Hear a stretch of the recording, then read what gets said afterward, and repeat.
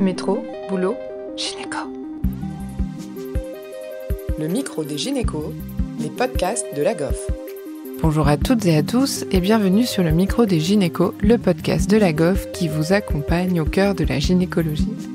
Aujourd'hui, nous retrouvons le docteur Chabanov, spécialiste en chirurgie gynécologique et expert de l'endométriose qui exerce au centre d'endométriose de l'hôpital de la Tour et est associé aux hôpitaux universitaires de Genève.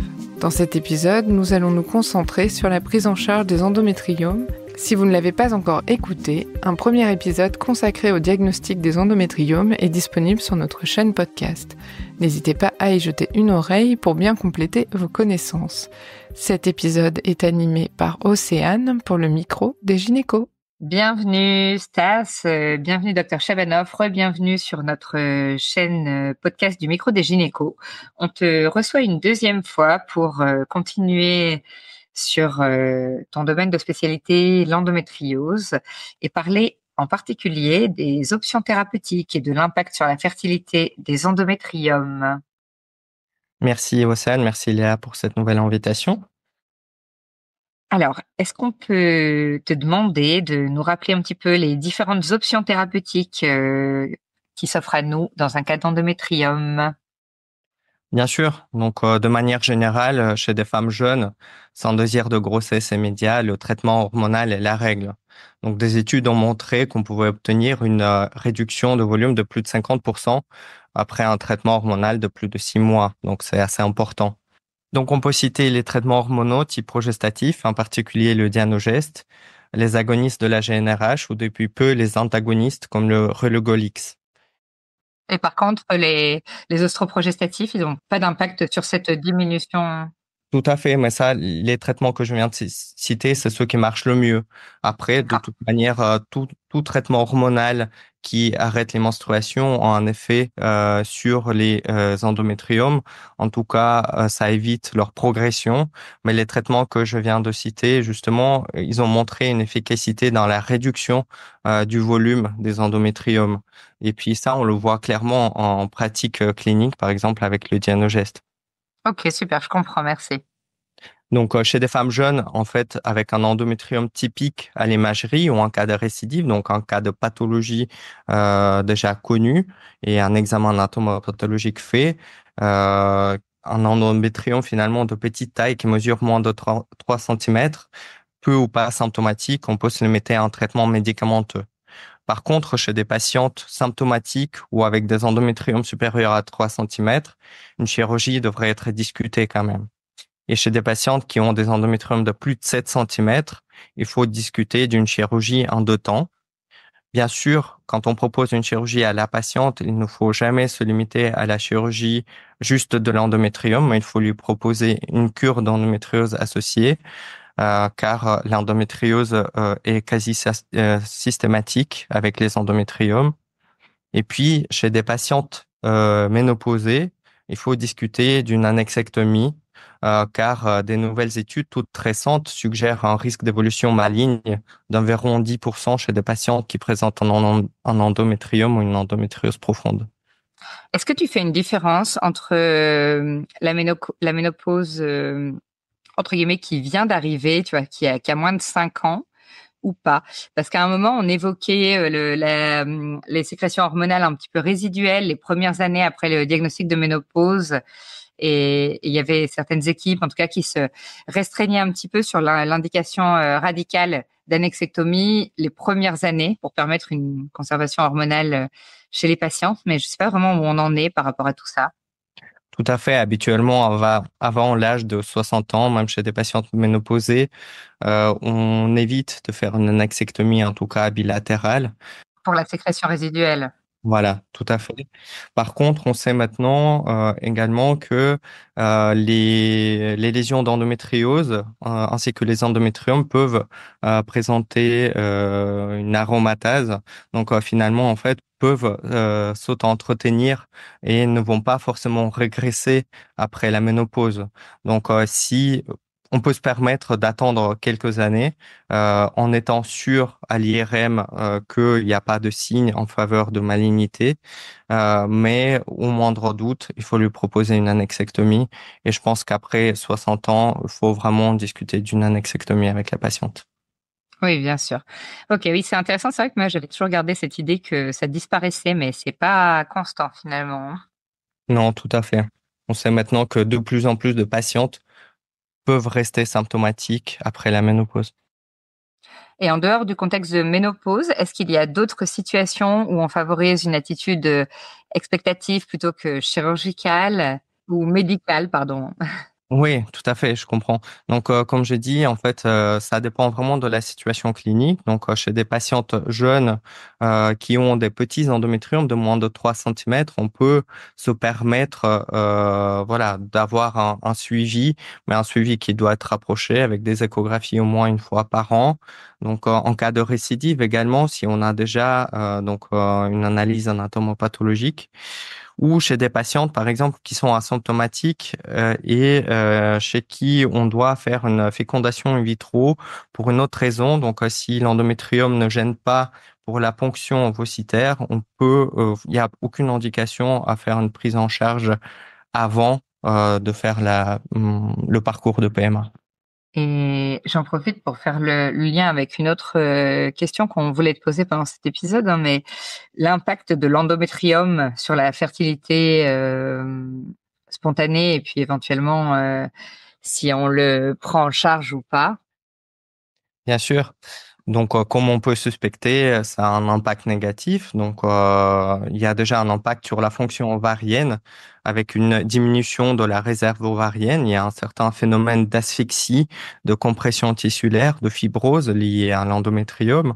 Il y a également une altération de la qualité ovocytaire, donc qui est liée à une inflammation, par exemple. Donc, on sait que les patientes porteuses d'endométrium ont des niveaux d'AMH souvent plus faibles. Et à la longue, même, ça peut induire une insuffisance ovarienne prématurée chez certaines patientes. Puis, le traitement chirurgical peut diminuer la réserve ovarienne, tout dépend de la technique. On sait que, quelle que soit la technique, ça diminue les niveaux d'AMH. Cependant, une bonne chirurgie, on sait qu'elle peut augmenter le taux de fertilité spontanée. Ça a été bien prouvé. Et comme je viens de dire, donc en ce qui concerne la FIV, chez des patientes asymptomatiques, la chirurgie n'améliore a priori pas le taux de grossesse, euh, mais parfois on est obligé de faire la chirurgie avant si l'ovaire n'est pas ponctionnable. Et il ne faut pas oublier de proposer aux patientes une préservation de fertilité, surtout en cas d'endométriome bilatéraux. Une congélation, c'est ça? Oui, une congélation ovocytaire. Est-ce que tu peux nous rappeler les différentes techniques chirurgicales qu'on peut discuter et puis éventuellement leurs indications préférentielles dans le cadre des endométriomes? On a parlé de l'annexectomie déjà, mais... Tout à fait. Donc, les techniques chirurgicales, elles doivent bien évidemment tenir compte de la situation clinique. S'agit-il d'une patiente jeune? S'agit-il d'une patiente ménopausée, comme on vient de voir? S'agit-il d'une patiente qui a un désir de grossesse immédiat ou dans le futur? Ce qu'on sait actuellement, c'est que le drainage simple ou le drainage associé à la coagulation devrait être abandonné au vu du risque de récidive qui est proche de 100%. Donc pendant des années, et puis c'est encore les recommandations de la HAS 2017, la kystectomie était une technique de référence. Mais on sait également que la kystectomie représente une triple agression pour l'ovaire. Donc une agression qui est liée par exemple à l'endométrium lui-même, comme on vient de voir avec diminution de la réserve ovarienne, la diminution de la qualité ovocytaire. La kystectomie, donc le geste d'arracher le kyste, donc qui arrache un certain nombre de follicules sains. Mais finalement, suite à cette kystectomie aussi, on aura un saignement qui sera assez abondant et qui nécessitera la coagulation qui peut détruire le parenchyme restant. Donc, c'est une technique plutôt à éviter. On reste toujours sur cette idée de coagulation à minima dès qu'on fait une kystectomie. On reste toujours un petit peu là-dessus. Tout à fait, tout à fait. Parce que quand on fait une kystectomie, donc déjà l'endométrium, C'est pas un kyste simple, donc souvent il est difficile de trouver un plan de clivage. Et puis donc quand on fait la kystectomie, on met à nu donc tous ces follicules restants et puis on va voilà, si on les coagule de manière abondante, on peut détruire complètement l'ovaire. D'accord. Donc, la dernière conférence voilà, de la CEU de 2024 qui a eu lieu à Genève, on a essayé de trouver un consensus et puis on a discuté plutôt de techniques et avec une vaporisation laser ou plasma jet. Donc, nous, dans notre pratique, ce qu'on fait, c'est une technique hybride avec une kystectomie périphérique au laser CE2 parce que de toute manière, en périphérie, l'ovaire il est complètement abîmé et en plus, ça nous permet d'obtenir une analyse histologique et puis par la suite, on va vaporiser au laser CO2 le reste du kyste. On sait actuellement que le taux de récurrence après une année est identique, que ce soit avec la kystectomie ou vaporisation au laser CO2 si elle est bien faite. Donc, c'est à peu près quoi comme taux? Ce taux, il varie en fait environ de 20 à 50% selon les études. Mais quand même vraiment moins que si on fait juste la ponction. Alors, Tout à fait. on gagne, hein, ouais. Tout à fait. Et puis pour des kystes de grande taille, donc des kystes qui font plus de 7 centimètres, on proposera volontiers à la patiente une prise en charge en 3 temps. Ça veut dire qu'elle bénéficiera d'une première laparoscopie, donc une célioscopie, avec un drainage et alcoolisation du kyste, ainsi que la biopsie de la partie qui sera pas alcoolisée, qu'on pourra exciser, comme ça on aura le matériel pour les analyses. Puis on mettra la patiente sous agoniste ou les antagonistes de la GnRH pendant 3 à 4 mois. Puis elle bénéficiera d'une reprise chirurgicale avec vaporisation laser du reste du kyste et bien sûr la réalisation d'une cure d'endométriose complète. Est-ce qu'il y a autre chose que tu veux ajouter sur les traitements de l'endométriose ou est-ce qu'on peut discuter suivi des patientes? Je pense qu'on peut discuter du suivi. Tu l'organises comment alors, sur du moyen ou long terme? Donc chez des patientes chez qui il n'y a pas de désir de grossesse immédiat, il convient de proposer bien sûr un traitement hormonal au long cours, également après la chirurgie. Chez le taux de récidive en fait dépendra du type de la chirurgie qu'on aura pratiquée, de la sévérité de l'endométriose associée, de l'âge de la patiente. On sait que voilà, plus on opère les patientes jeunes, plus elles ont un risque de récidive qui est important. Donc ce risque, comme on a vu, il varie de 20 à 50% selon les études et augmente bien sûr avec le temps. Nous, on propose de manière générale un suivi clinique et échographique au moins annuel pour ces patients. Et comme on a vu également, il est vraiment important de discuter de la préservation de fertilité, donc de congélation ovocitaire, chez des patientes qui présentent une endométriose sévère ou des endométriomes de grande taille ou bilatéraux. Oui, c'était très clair comme message. Est-ce que tu veux synthétiser cet épisode?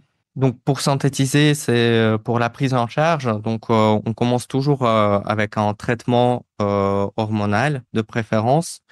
Après, on regarde quelle est la taille de l'endométrium. Donc, si l'endométrium fait moins de 3 centimètres, si la patiente elle est peu symptomatique ou pas symptomatique, si on arrive à tout gérer avec le traitement hormonal, je pense que on peut se permettre de suivre ces patientes, mais de suivre de près. Donc, chez des patientes vraiment qui ont des endométriomes de grande taille ou qui sont symptomatiques, il faut bien évidemment discuter de chirurgie. Donc, de préférence, justement, ne pas évoluer les endométriomes jusqu'à ce qu'ils deviennent vraiment très importants parce que cela implique 2 chirurgies pour la patiente si on veut sauver son ovaire. Et chez des patientes qui ont fini leur projet parental ou chez des patientes qui sont ménopausées, donc on peut être beaucoup plus agressif dans la prise en charge de l'endométriose, notamment proposer donc une annexectomie chez des patientes postménopausées où on fera plus facilement par exemple des kystectomies chez des patientes en périménopause ou chez des patientes qui ont fini leur projet parental. Et puis, toujours peut-être une place même pour l'abstention, l'absence de traitement médical ou rien du tout, si vraiment elles étaient asymptomatiques en l'absence d'infertilité immédiate, c'est ça? Oui, mais avec un suivi rapproché, car voilà, de plus en plus d'études montrent quand même qu'il y a un risque de cancérisation des endométriomes. Et sur la surveillance à long terme, du coup, être attentif au risque de cancer. Et est-ce qu'après une chirurgie, on surveille ou pas le CA125? Il n'y a pas d'indication vraiment à surveiller un CA125 par la suite. Donc, il faut suivre la patiente de manière clinique et puis des échographies, je pense, annuelles, quand même dans le cadre de ce suivi d'endométriose, parce qu'on a quand même une très bonne sensibilité et spécificité. Ils sont assez facilement détectables à l'échographie. Merci encore. C'était un super épisode et à bientôt sur le micro des gynécos. Merci à vous. Merci à tous de nous avoir écoutés aujourd'hui. Rendez-vous la semaine prochaine pour un nouvel épisode. Si des ressources ont été partagées par notre invité, vous les retrouverez dans la description. N'oubliez pas de vous abonner à la chaîne, de lui accorder 5 étoiles et pourquoi pas d'en parler autour de vous. Et si vous avez des idées de thèmes ou d'orateurs que vous aimeriez entendre, partagez-les avec nous car cette chaîne, c'est avant tout la vôtre. Métro, boulot, gynéco.